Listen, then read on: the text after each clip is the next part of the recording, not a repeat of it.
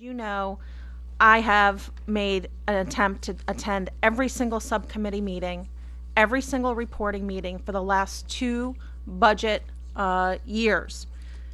And in those meetings, time after time after time, I objected over and over again with recommendations that were not 13.25% cuts to get to the 900 million. I objected with new programs. I objected with new studies. And so while the claim is that the bipartisan document, I think you can clearly say it was a process, but I don't believe cherry picking ideas given by my caucus members, for instance, in DOT or DMV, expanding privatization of services in AAA, or doing other things. Those are ideas that we share. We brought those to the table. We fully participated, but it's not our plan. And to suggest that it's a bipartisan document in that way, I don't think is true. The process is certainly bipartisan, and we fully participated, but I'm not sure that I could ever say that this document is bipartisan.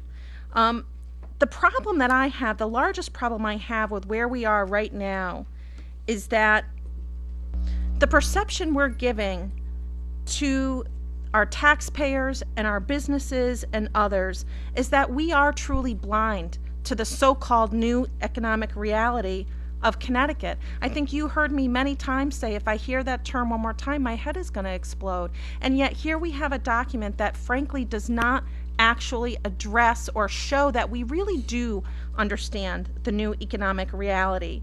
And so I know that there's been a lot of frustration with some members of this committee regarding the negativity. We're always being negative. We can't seem to be positive. But here's a classic example of why. Because even when we want to acknowledge the hard work and say people made some tough choices, we're not fully there.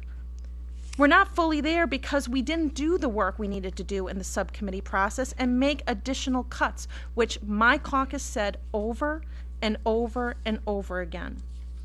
There's bad things in this budget. There's good things too, but I need to acknowledge a little bit of both.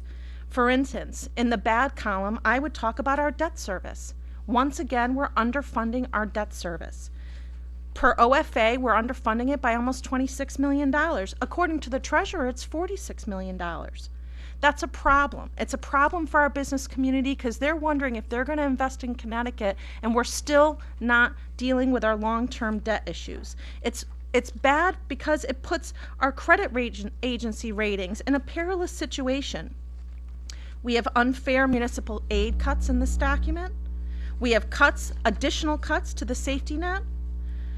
One of the largest problems I have in this document is the falsehood of labor cuts.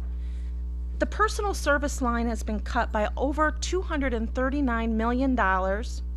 In fact, you show in the comptroller's budget a $10 million cut to the Social Security tax. All of those things lead you to believe that there are significant labor reductions to the workforce. And yet, when you look at the employee counts, they haven't changed at all. I think if we're going to be honest about how we've balanced this budget, we have to at least be honest about identifying the number to get to the fiscal note of these cuts. The large number of special transportation fund transfers, like for the first time ever, transferring our educational bus transportation and putting that into STF. I sat in that meeting, and I have a lot of respect for Senator Hartley, and she made a lot of tough decisions. She cut spending by $19.6 million, but then to turn around and add $48.2 million into funding into STF takes back the hard work that was done in that committee. The insurance fund has additional sweeps in it. So we've transferred over $51 million.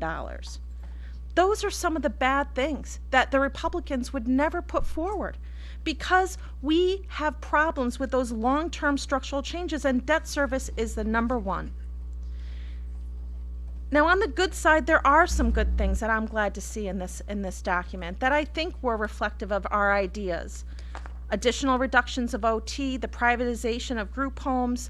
I like the idea of creating a Medicaid supplemental pool so that there's a separate line item for our hospital community, cutting the RSA account, Legislator contributions to our health is critical, but it's not enough. 20%, that's $1 million. We know we can do more. To transfer JJ to CSSD, I think is very good. Acknowledging that we made a huge mistake in not funding our probate court system, I think is a very good recognition. And I said before, the identification of AAA and expanding privatization areas. But you know, we worked in a bipartisan way with the DMP. The Republicans put out their plan and we said, here's $220 million.